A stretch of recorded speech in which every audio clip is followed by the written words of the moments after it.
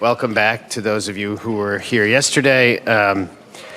We had a fascinating series of discussions about basically the historiography of the Holocaust and of other genocides and how they relate to one another.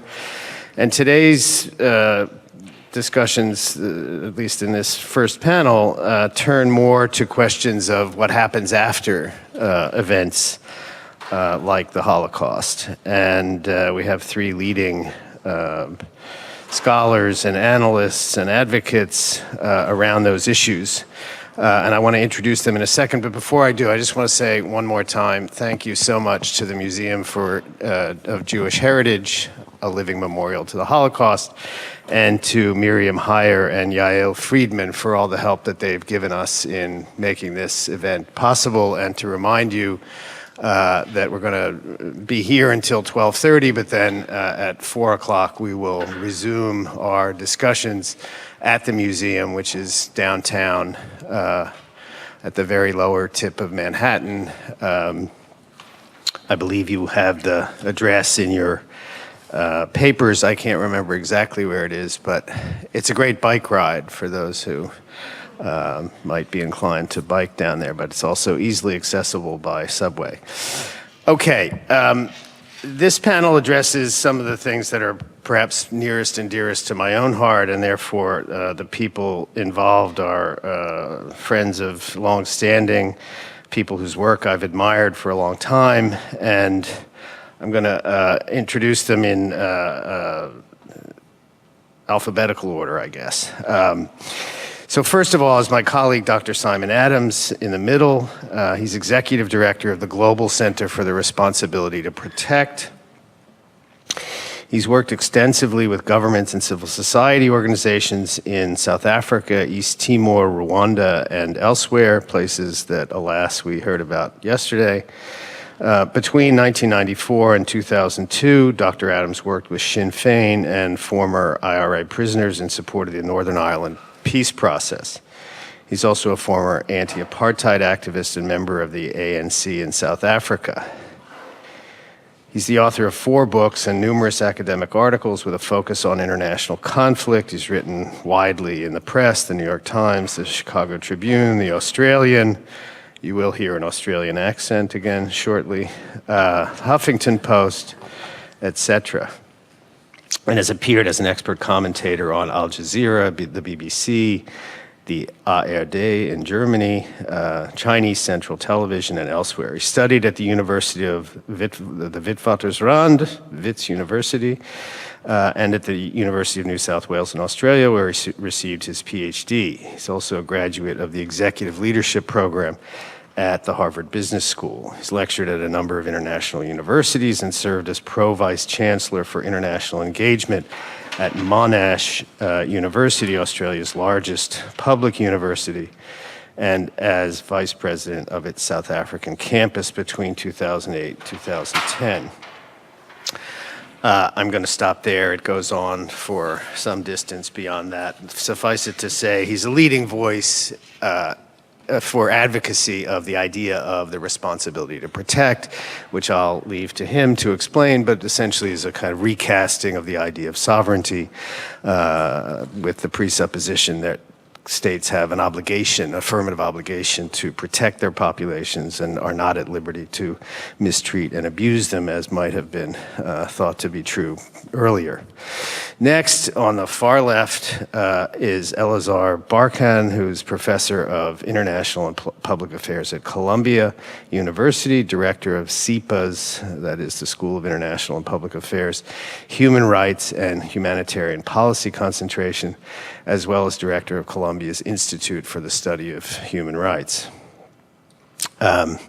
Maybe I won't go through all the details, but suffice it to say that Professor Barkan wrote a book called The Guilt of Nations, which was in many ways the flagship study of the kinds of issues about reparations and coming to terms with the past that are more or less at issue in this panel today. And I guess I've actually known him longest because I was introduced when we were both teaching in Southern California, and a mutual friend a German historian named Robert Muller realized that we were working on essentially the same thing, but he was really already working on it when I first kind of had the idea. So third and finally, another long-standing friend from that research is Constantin Goschler, who's professor of contemporary history at the Ruhr University, Bochum. His research interests include the aftermath of war and mass violence and the interrelation of security, secrets, and the public sphere, but also the role of science in public, which he wrote about when he was a small child, but has moved on to other things in the meantime. He's basically Germany's leading historian of the reparations programs for forced laborers and others, and how they were carried out and implemented. So I don't have a particular idea about what order you want to go in, but anybody have a preference? Simon? Simon likes to start. Well, his name and his last name begins with A, so he's used to being first. So we'll ask Simon. I guess that's as good a reason as any. Thanks, John, and thanks to Patricia for organizing this conference and having me here today. And it's interesting to be here. I always kind of think of myself these days as a recovering academic, but it's nice to be back amongst scholars rather than the normal sort of assortment of diplomats and human rights advocates who I have the fortune or misfortune to spend most of my days with. So the organization that I run,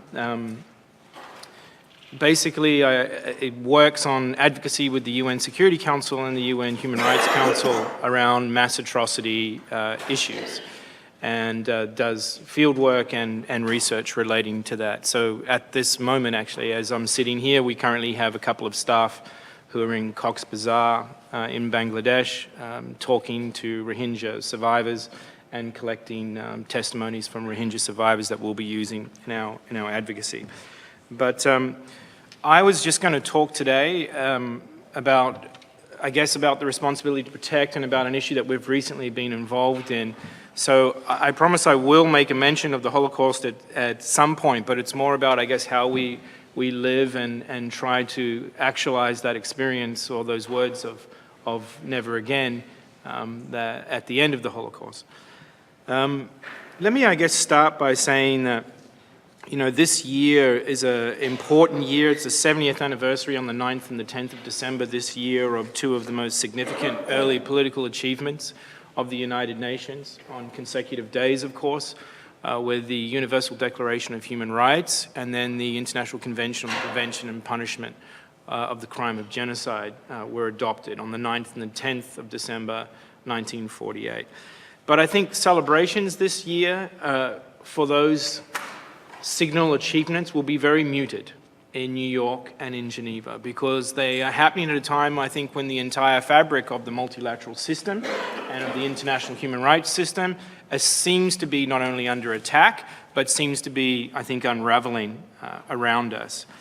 And I think even if you look at it since I've been here in New York doing this job since 2011, we've had to deal with seemingly intractable civil wars in Syria, in South Sudan and in Yemen, endemic violence and instability in the Democratic Republic of the Congo and Central African Republic, the rise and fall of the so-called Islamic State, other armed extremist groups like Boko Haram, as well as deteriorating and deadly human rights situations in places like Burundi and the Philippines. So that's the work that we've been involved in, and it does not give you a particularly optimistic view of how the world is dealing with these issues at the moment. And so, as I said, I think it's created this perception globally that the norms and the principles which were built out of 1945 and were constructed very much in the shadow of Auschwitz and in the shadow of the Holocaust, the norms and principles that safeguard humanity are under threat. And I say that at a time when 65 million people, 65.5 actually, are displaced by persecution, by conflict, and by mass atrocities. The largest number displaced since 1945, since the end of the Second World War. And I think in all of that, it feels like the United Nations, for example, as an institution, is facing a kind of existential threat. and questioning what it means. Is it simply just going to be a glorified debating chamber, or is it going to be something more than that? And I think part of the principal problem is because from Rwanda in the 1990s, or Srebrenica in the 1990s, to what happened in Myanmar last year, the mass killing of civilians, mass atrocity crimes, strike at the very idea of an international community, strike at the very underlying principles and the reason for the existence of the United Nations. So, you know, I think it's precisely that realization which motivated Kofi Annan, for example, when he was Secretary General of the United Nations, to do the work which led to the development of the principle of the responsibility to protect. Very simple idea, which was then adopted at the 2005 UN World Summit, which just happened to be the largest gathering of heads of state and government in human history. And the idea being to kind of use this principle, use this idea to try and mobilize the UN Security Council and the international community more broadly to respond to situations where mass atrocities are threatened in the world. And yet, and we've made, in some ways, great progress in the 12 years that have intervened since then, in terms of normative frameworks and so forth. And we can talk about the successes, but it's the failures that haunt you. It's the failures that keep me awake at night. And so 12 years later, last year, of course, in the second half of 2017, we saw over a period of roughly 3 months, 688,000 Rohingya Muslims systematically displaced from Myanmar. 350 villages burnt down one by one across the territory of northern Rakhine as the Myanmar military carried out that. So I think it raises a very obvious and important question of the tragic gap that still seems to exist between words and deeds when it comes to the international community living up to these principles and making them real. And I think the other thing about that is that while the violence in northern Rakhine was shocking, it was not surprising for any of us who have kind of worked around the issues of Burma.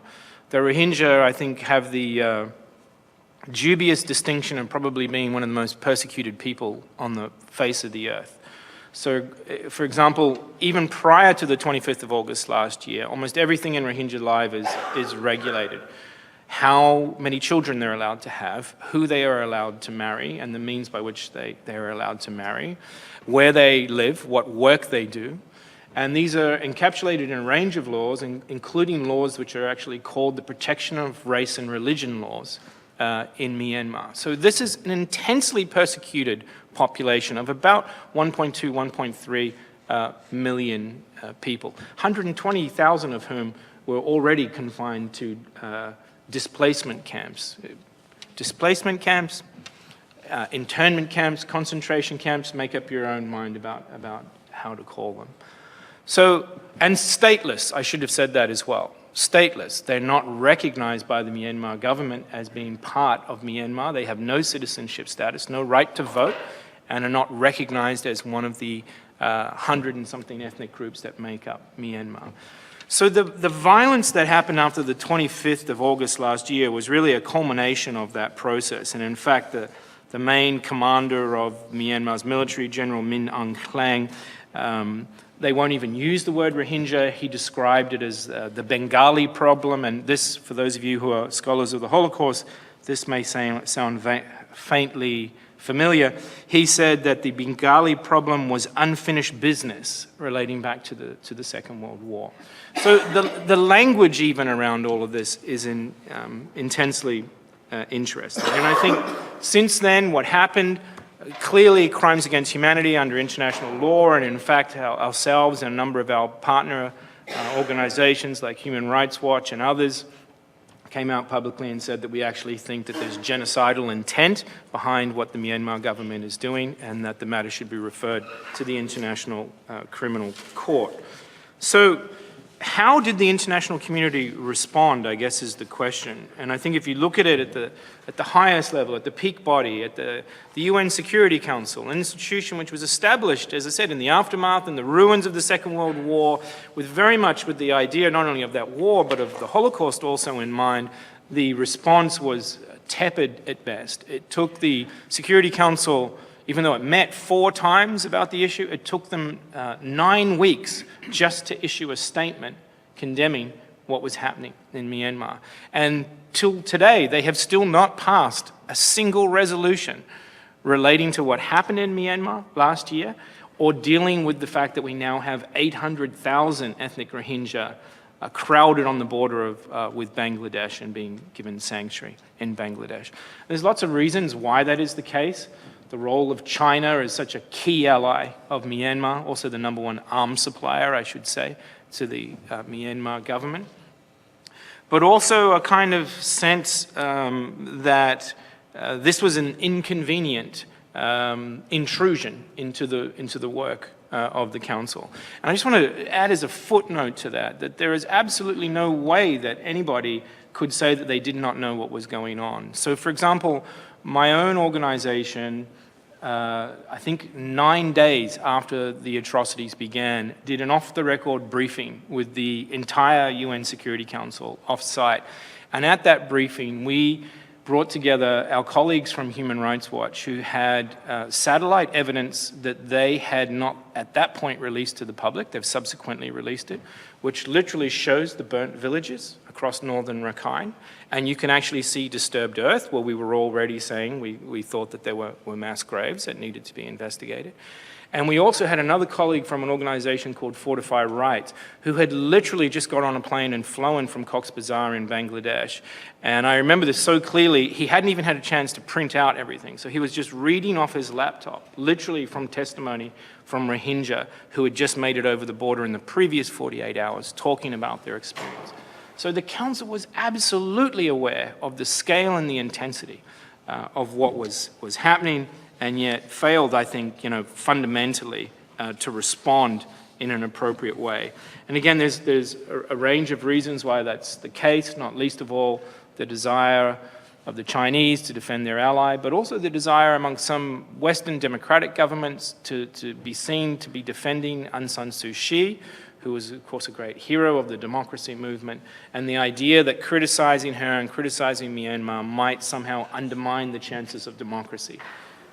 To which, a number of us made the very obvious point that democracy cannot be built in Myanmar on the bones of the Rohingya.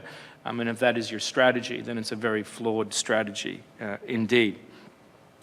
There have been bilateral responses. So, for example, the government of the United States, the UK, and France, the European Union, did cut ties with the Myanmar military. They did impose specific sanctions on some of the generals who were responsible.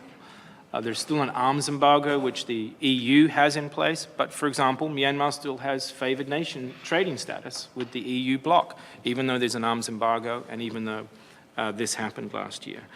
So the point of all of this, I think, is to say that, if we're to halt the global erosion of human rights, if we're to halt the rise of xenophobia, the resurgence of anti-Semitism, of religious extremism, that we see in different parts of the world, then the international community simply has to do a much better job at defending human rights principles, at defending humanitarian norms, and responding expeditiously to situations like Myanmar. The idea of an international community has obviously always been contested terrain, but I think Myanmar exposed in a really fundamental way, and in the same way that Syria and Yemen have exposed, the problem of a UN Security Council, for example, where 5 powers have a veto prerogative that they can use in order to undermine what is otherwise overwhelming consensus to act. The whole point of R2P as the responsibility to protect as a norm, and as I said, we can talk about the successes maybe, but was to, in the words of Gareth Evans, the former Australian foreign minister from whom I purchased this accent, was to, create a whole new norm of international behavior which, to quote him, states would feel ashamed to violate, compelled to observe, or at least embarrassed to ignore. And I think Myanmar was more than a failure of the UN Security Council to uphold the responsibility to protect. It was a failure to challenge what I would call, the calculus of lowest common denominator diplomacy, avoiding the difficult questions, not standing up for those principles, legal principles, normative principles around human rights and so forth. I don't want to speak for too long, except to maybe build on from that to say just two things, if I maybe could, very quickly. There are things that can be done, and a lot of what we do as a global center is working with UN member states around those things. You know, the whole preventive infrastructure around early warning is actually already in place. The problem is not early warning. We had 10, 15, 20 years of early warning in Myanmar. It's about translating that early warning into actually timely and decisive action. That's a key problem. So when I hear the word prevention again and again at the UN, I always think, yeah, but what are you actually going to do about it? And a tremendous underinvestment in prevention. That's the first thing. The second thing is we need to radically improve UN peacekeeping and the way that UN peacekeeping works. I don't know how many peacekeeping experts there are here, but you may or may not know that there's currently 14 UN peacekeeping missions in the world. Less is spent on those missions than the city of New York spends on its fire departments and police departments. And yet, the 100,000 peacekeepers who are on those missions are the difference between life and death for people in places like Central African Republic, in the Congo, and elsewhere. But we need to do more in that area. And I think the third area is, of course, the issue of international justice, and not only holding people accountable, but punishing perpetrators if and when we're able to. It took us, last year we did have a successful conviction of Ratko Mladic, who's responsible, the butcher of Bosnia, as he was called, who was responsible for the genocide at Srebrenica. But it took far too long. Rohingya refugees, Syrians, and other people who face atrocities today should not have to wait 2 decades until they see justice. So let me just end by maybe saying this. I promised I would fit the Holocaust in here. You know, I think if we want to avoid endlessly repeating the failures of the past, then human rights and humanitarian principles cannot continue to be selectively applied or diluted and discarded when it's inconvenient. And I think collective responsibility very much begins with individual responsibility. And, you know, one of my favorite authors is Primo Levi, who of course wrote so powerfully and so movingly about his experience of the Holocaust and of Auschwitz. I think one of the things that's not so well known about Levi is, of course, before he was sent to the camp, he actually for a brief while was a partisan in the mountains of Italy. And after 1945, he actually met up with other Jewish survivors who had actually fought in the forests of Eastern Europe. And he used those stories and those experiences to draw on what was his final novel, a novel called If Not Now, When? A fantastic book, which I recommend to everyone.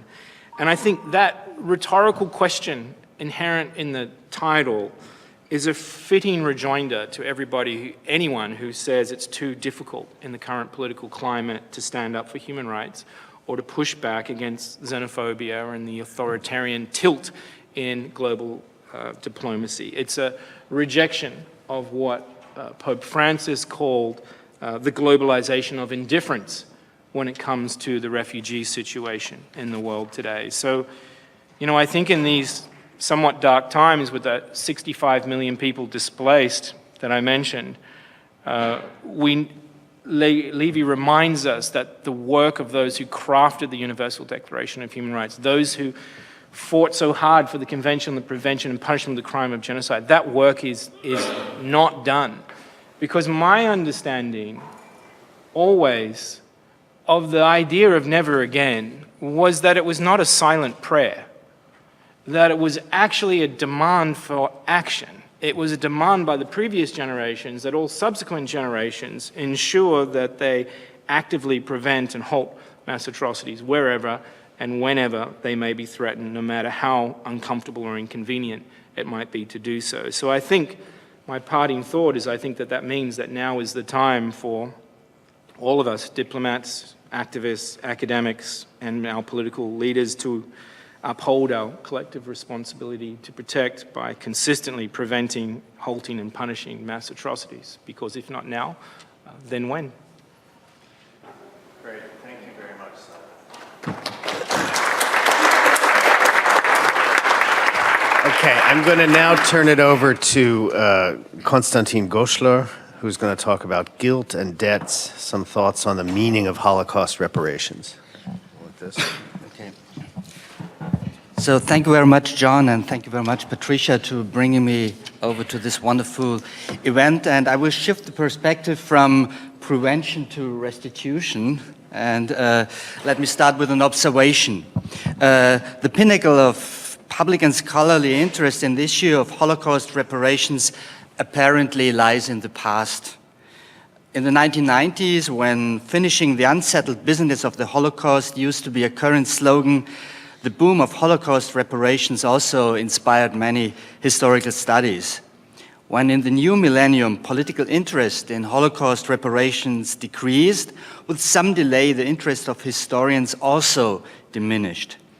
Today's scholars of Holocaust restitution no longer are driven by heated public and political debates on the matter. For good or bad, Holocaust reparations have become an element of ordinary historical inquiry. In my following remarks, I want to show that this might also offer some advantage. The focus of research on Holocaust restitution has shifted substantially over the years. The earliest works were written by legal practitioners and activists. After that, professional historians first started to look closely at the politics of reparations in Germany. In the second step, they took a closer look at the practices of restitution. This also included the question in which ways reparations actually affected the life of former Holocaust victims. Finally, in the third step, historians have started to inquire into the globalization of Holocaust reparations, which included an interest in the question whether Holocaust reparations might serve as a model for other instances of historical mass violence. Historiography on Holocaust reparations always has been highly normative. Many authors told a not enough version of the story, highlighting the problems to achieve reparations for Holocaust victims and also the remaining deficits of reparations. Since the political struggles are almost over, we can free ourselves from that perspective. At the same time, however, another question becomes more important: in how far Holocaust reparations might offer a blueprint for dealing with other cases of historical injustices. Keeping the latter question in mind, my following remarks will flag three possible research areas in the field of Holocaust reparations, which all start with a fundamental opposition: biographies and property, law and life world, and finally, damage and suffering. By doing so, I would like to address some fundamental questions with respect to Holocaust reparations, but also with respect to reparations for mass violence in general. How do we get at reparations at all? What problems emerge in the process of implementation of restitution? And finally, what are the ultimate effects of such an endeavor for the victims, for societies that grant reparations, and also for those societies to which the victims belong? My first point, biographies and property. Holocaust reparations are technically divided into compensation for loss of life or damaged biographies and material restitution of lost properties. Let me briefly explain both elements. Immediately after the end of the war, in Germany there was only some immediate relief for Jews who had been liberated from concentration camps or otherwise had outlived Nazi persecution. In the late 1940s, the first compensation laws were enacted, and it took several years to establish a comprehensive system of compensation legislation. At the center stood the so-called Federal Compensation Law from 1956, which until 1965 was several times amended. Only in recent years, a new focus was put on assistance for aged Holocaust victims. In short, the overall development ran from relief through compensation to charity. In contrast, restitution of Jewish property started shortly after the end of the war and was speedily concluded. The reason for the haste was that restitution not only aimed at rehabilitation of Jewish victims, At least as important was to clarify legal positions concerning property, which was a prerequisite for the re-establishment of a liberal market economy.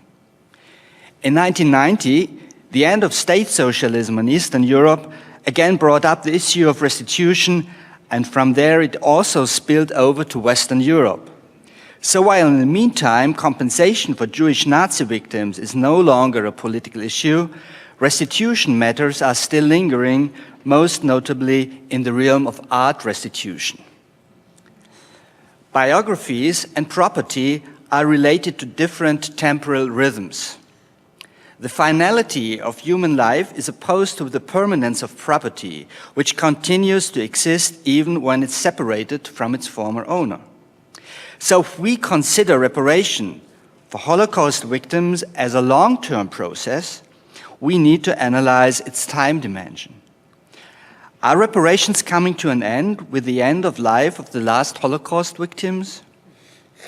Or will the issue of reparations be carried further by the intergenerational transfer of experience of violence, as has been suggested occasionally? How is this related to intergenerational developments within families, referring to assessments on the meaning of reparations? And how can this be related to permanent claims on stolen or detracted Jewish property? Who then is going to be entitled to receive reparations? The issue of entitlement brings me to another important aspect. Are reparations aiming at individuals or groups? The question arises especially in the context of restitution, not at least because the Holocaust has destroyed complete communities of heirs and thus prevented traditional approaches of individual restitution. Furthermore, collectives generally are more permanent than individuals, and thus they extend the biographical dimension in a similar manner to property. Historians cannot solve the problem how far the circle of those entitled to reparations can be extended. And they also cannot answer the question at what time Holocaust reparations should end. But historians certainly should analyze the controversies over these issues. This will allow us to study the varying and often colliding expectations of different actors. By doing so, we will also get a better understanding of varying assessments of successes and failures of reparations. My second point, law and life world. In the context of Holocaust reparations, the conflict between law and life world is highly acute. With a particular view to Holocaust victims, philosopher Jean-François Lyotard distinguishes between legal disputes and legal antagonism. A legal dispute is marked by a rule of judgment which is applicable for both sides. In a legal antagonism, however, the solution of a conflict occurs within the idiom of one party, quote, while the injustice suffered by the other party, unquote, does not figure within this idiom. Hence, the latter party needs to abstract from its own experience by using the idiom of the other side. By doing so, it certainly becomes a claimant who will be listened, quote, however, the victim will be silenced, unquote. In this perspective by Lyotard, agency of the victims is mostly denied. When reparations were implemented, Jewish victims normally perceived their persecution as coherent events. Reparations, one might say, fragmented these experiences in a complex system of highly diverse and often incoherent legal regulations. Furthermore, compensation legislation, in principle, made a difference between German and non-German victims, which referred to the status of Jewish victims during the war. The German side insisted that one had to distinguish between the consequences of the war and the consequences of Nazi persecution. From the perspective of Jewish victims, this was totally incomprehensible. At the same time, Jewish victims developed their own narratives which were incompatible with the legal language of reparations. A major example is the very notion of Holocaust.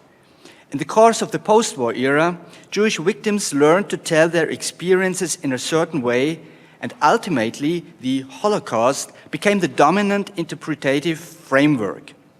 One of the key factors were comprehensive interview projects which contributed to the narrative framing of historical events. As a result, during the reparations procedure collided two totally different narrative styles of a violent past.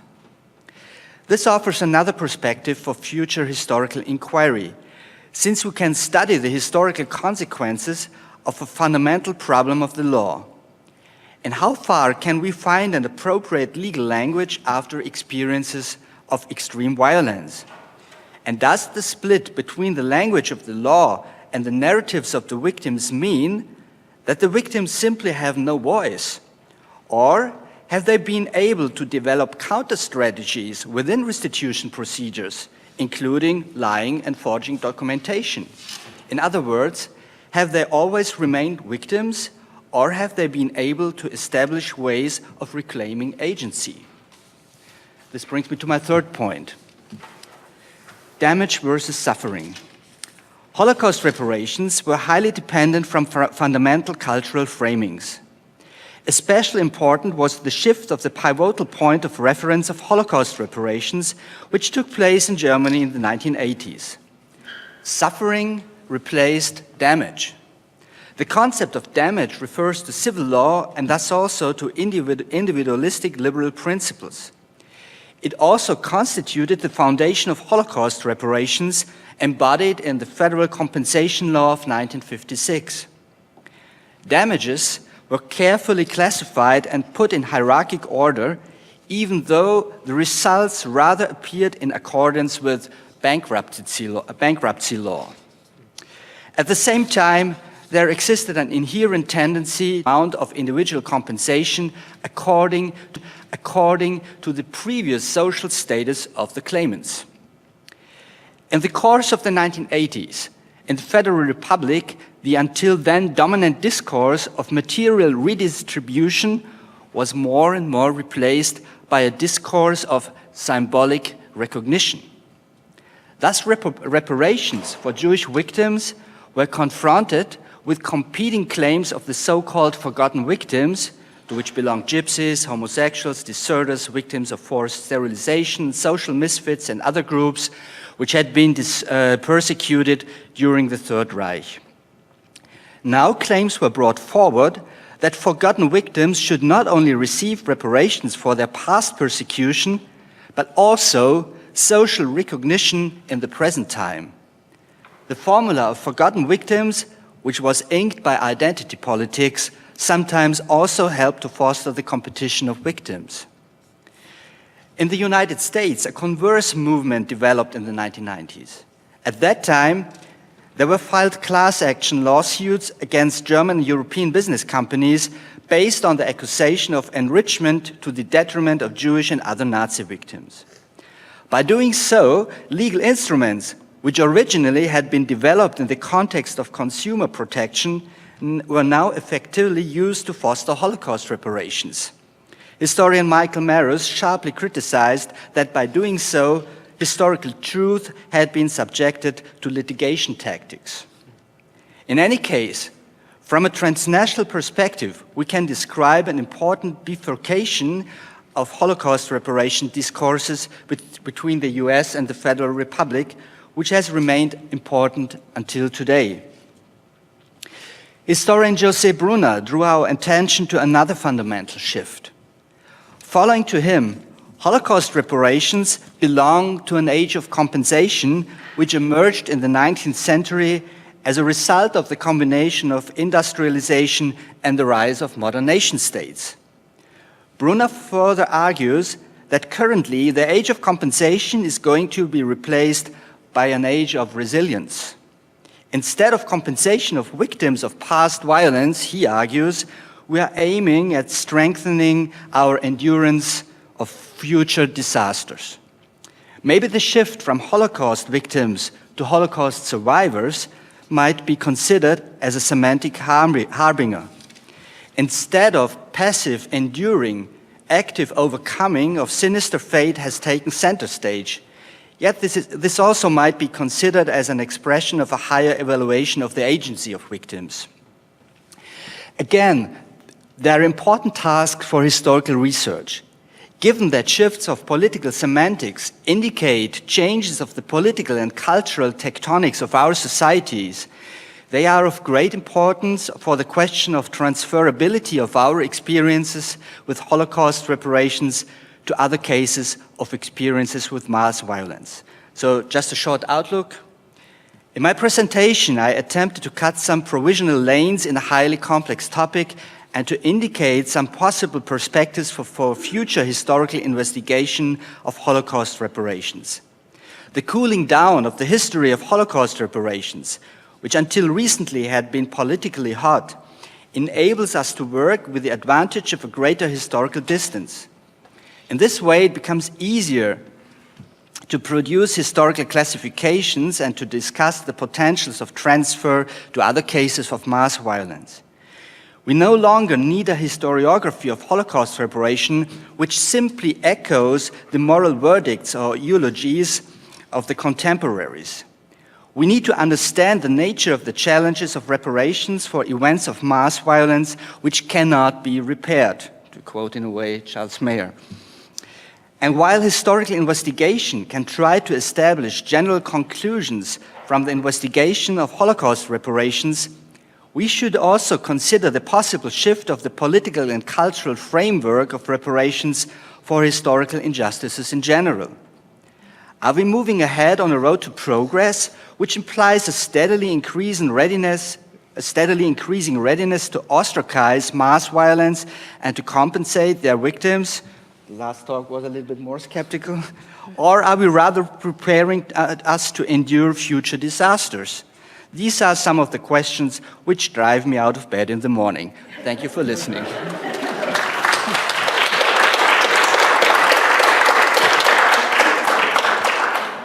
The rest of us, it keeps us up at night, but gets you up in the morning. Okay, fine. Okay, on that note, let me turn it over to Elazar Barkan. Thank you. Good morning. Is that on? Yeah. So, what I want to talk about a little bit is perspective of conflict resolution, Holocaust scholarship and politics from the perspective of conflict resolution. Conflict resolution professionals, and whether they are called conflict resolution, conflict transformation, peace building, reconciliation, these are all major distinctions for individuals who are in the field. But for us, I think we can look at all of those as trying to overcome conflict in the past in order to reach reconciliation in the present and the future. Usually people talk about structural and foundational components of conflict, and then they refer to economics, to natural resources, to territory. But one important missing component in the whole profession of conflict resolution is the attention to historical identity. People recognize that histories are important for conflict, but because they don't know how to deal with it, they say it's so complicated and nobody is actually dealing with historical dialogue or with addressing the questions of the past as a component of resolving contemporary conflicts. So there is a recognition of an inability to do so. What we have heard here over the last day and a half is we have heard a lot about the double genocide. We have heard a lot about the contemporary shift of denial. And what I would like to do is to point to your attention the issue of, to focus on the role that history plays in potential conflict resolution. So one thing we should note is that memory loss has been developing for quite a while, but there is a shift to a new phase of memory loss. So the first memory laws that were established primarily in the 80s were outlawing denial of the Holocaust. The second phase, and this was in Germany, in Israel, Then there was in France. The second phase was what we talked about in Central Eastern Europe, the recognition of the double genocide and the outlawing of the denial of memory of both genocides. What's shared by those two phases is that the focus is on victims, is the denial, the outlawing denial of victim suffering, and this was replaced or supplemented by a third phase in which we are dealing with now, and this is a denial of perpetrators' complicity. We have all heard about the Polish law, there is a Lithuania law, development in Lithuania as well, and this third phase of memory laws develop now not to outlaw the denial of suffering, but to deny the denial of perpetrators and to protect the nation ideology, the national perspective. Now, one way in which to approach that is to say, we know better, we know the Holocaust happened, the Holocaust is different than Soviet or communist crimes, and we need to recognize that, and we need to educate the others. We have the correct perspective, and we need to educate the others to come to our perspective, to embrace our perspective. Another way of looking at it is from conflict resolution perspective. There's clearly a large section, in probably most of Central East Europe, that see their suffering under Soviet occupation and under communism as worthy of recognition. And one way of looking at that is victims' competition, and denied to say there is no room for victim competition. On the other hand, you can look at victim competition and saying that this is a desire for recognition. And the desire for recognition needs to be approached and to be addressed. So let me give you an example of historical dialogue, which is, or maybe we should describe what I mean by historical dialogue. Historical dialogue is not a marketplace of you give me two massacres and I'll give you one. Historical dialogue is a complex discourse by which people contribute to the perspective, whether it's scholarly or otherwise, and try and change the perspective of the other side by using both historical methodology, social activism, political activism, and trying to reach a shared narrative or a common denominator. Now, I should say in parentheses that one of the critique of reconciliation, the concept of reconciliation, is that people say there is conflicts remain. So when I say about even after there is a peace agreement, there is conflict and animosity towards each other among the groups that have reconciled. So when what I refer to reconciliation, I refer to what is known, it's an increasingly recognized perspective of agonism.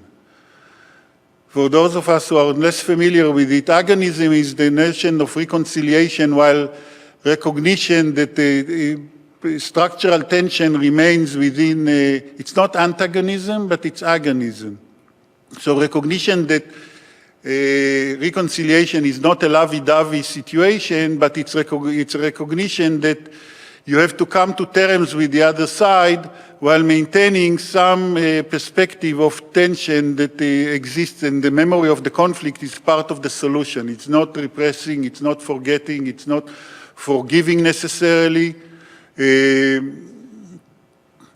And so we are talking about historical dialogue as a necessity of bringing the two perspectives of conflict into some kind of a joint dialogue within each other. I'll give you a couple of examples from, one is Northern Ireland. In Northern Ireland, the two sides have invested billions of dollars in reconciliation, but they won't touch historical memory. They say everyone has their own history, and it's subversive to talk about trying to bridge the memory of the two sides.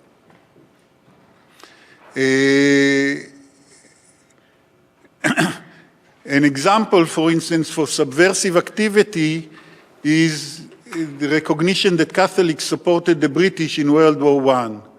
That's a component which is actually supposedly an arcane topic, but it's very much related to contemporary politics, and this is an activity that allows for historical dialogue to dent the rigidity of the two sides. On the other hand, we can point to Colombia, where during the peace negotiations in Havana, the FARC demanded to establish a truth commission. The government refused to establish a truth commission. The compromise was a historical commission. The historical commission was a complete failure as a commission because they had 14 members, 2 of them were rapporteurs, 6 of them represented each side informally.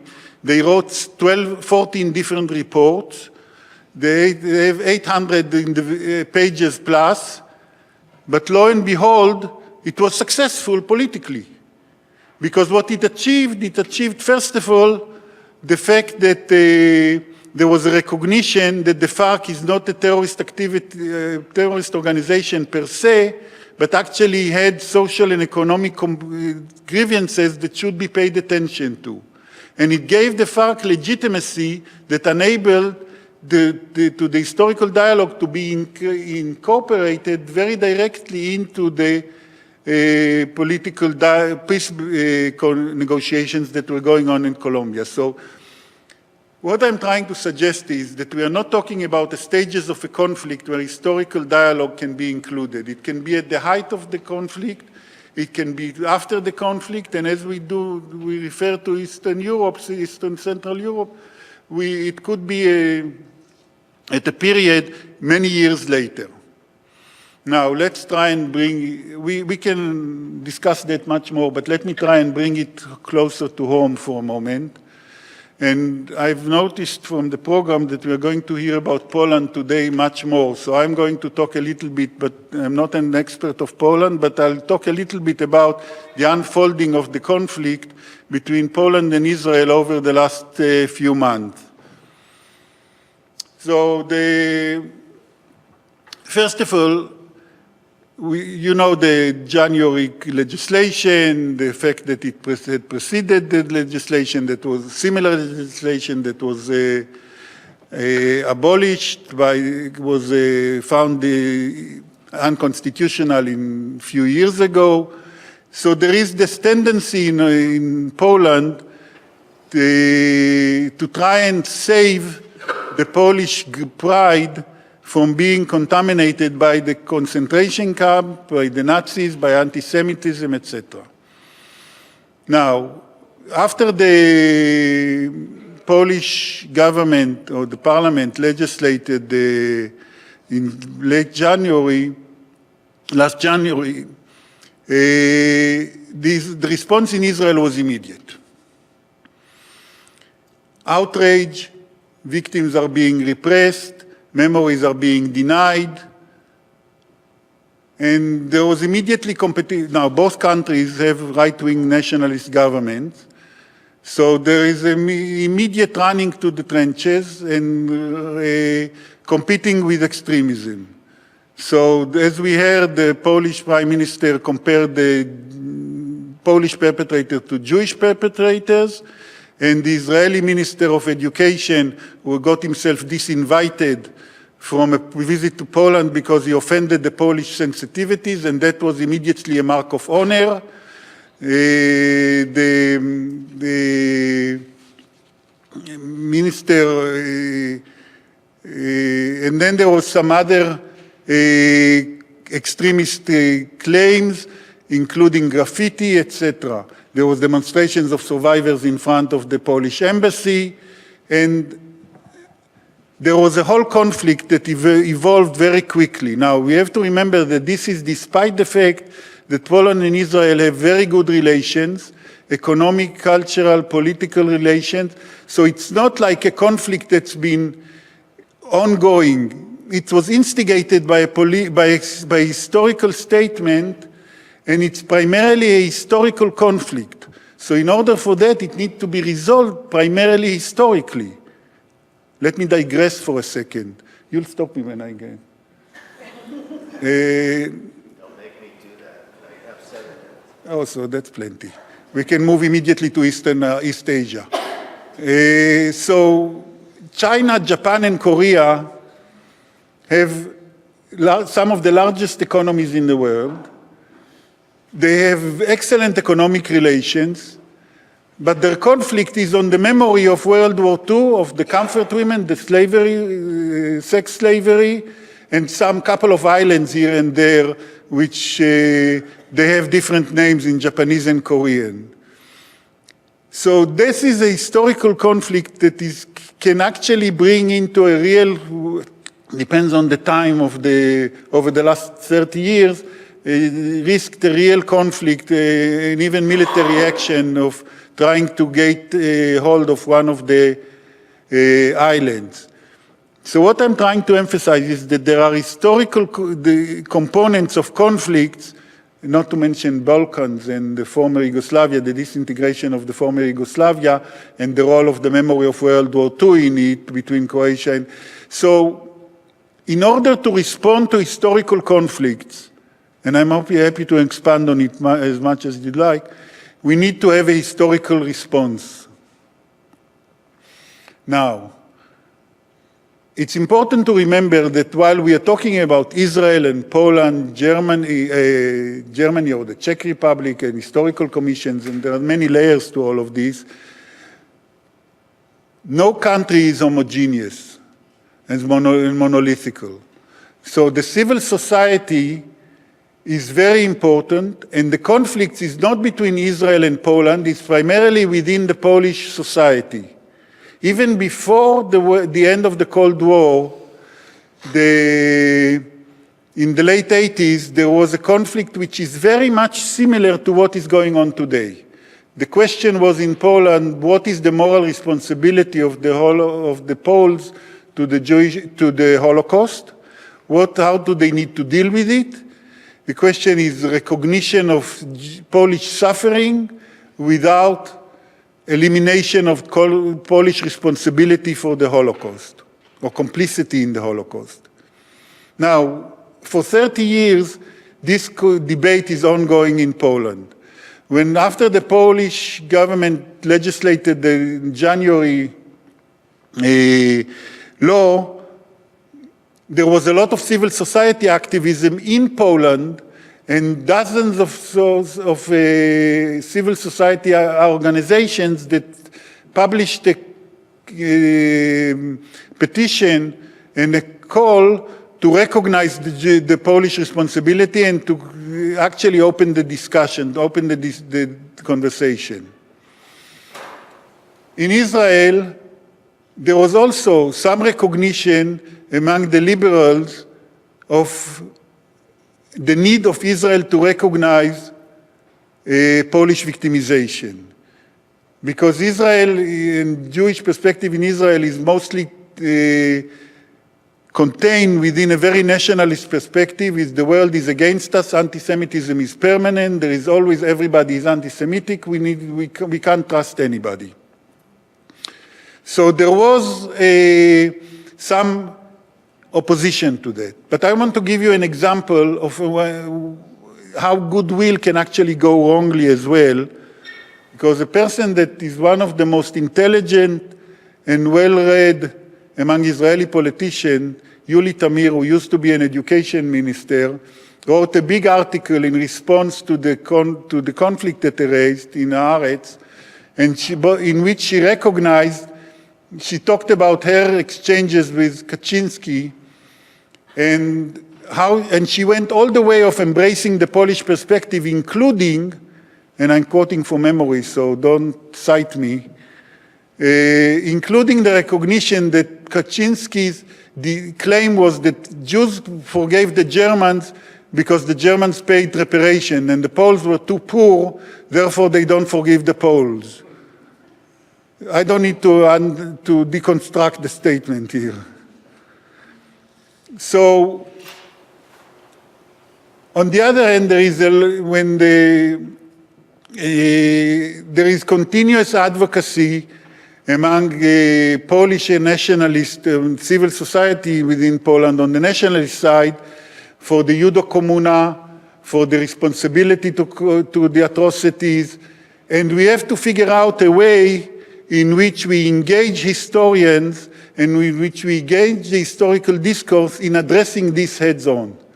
One possibility is to sponsor projects, and there are many projects that have been done and continue to do it and to recognize it. Another is to actually come to the questions of historical commissions on which we have talked for many years, and Germany has an excellent experience with that, with all whether it's the Polish-German textbook commission, there are tens of those commissions, and I think that the responsibility to redress historical conflicts is very much a responsibility of both sides.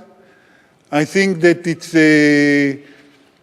we shouldn't be just sad about the fact that in Central Eastern Europe there is a resurgence of nationalism and populism. We shouldn't just assert that it shouldn't be the case. We should be active against it. We should counter that. And therefore, I think that for the historians among us who are likely to usually respond to me when I say this is that we do our work and then you do the activism, whatever you want with it.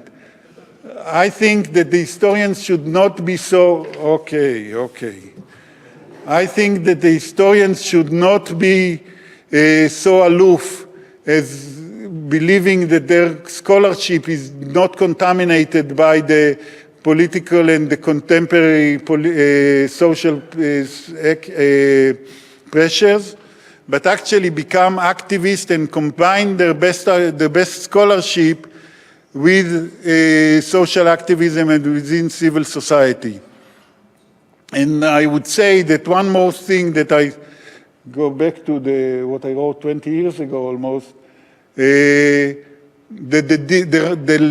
rationale and the language of reparation, restitution, and historical dialogue is not pure political pressure.